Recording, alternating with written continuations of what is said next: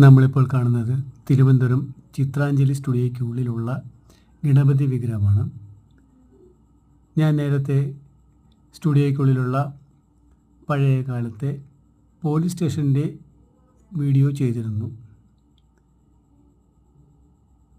ഇത് ഉള്ളിലുള്ള ലൊക്കേഷനാണ്. നിരവധി സിനിമകളിലും സീരിയലുകളിലും നമ്മൾക്ക് ഈ ലൊക്കേഷൻ കാണാൻ സാധിക്കും. ഈ കാണുന്ന ആൽമരത്തിൻ്റെ ഡീറ്റെയിൽ ആയിട്ടൊരു വീഡിയോ ഞാൻ പിന്നീട് ചെയ്യുന്നതായിരിക്കും.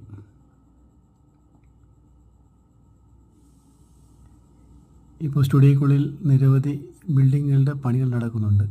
നമ്മളിപ്പോൾ കാണുന്നത് ദൃശ്യ സ്റ്റുഡിയോ കോംപ്ലക്സ് ആണ്.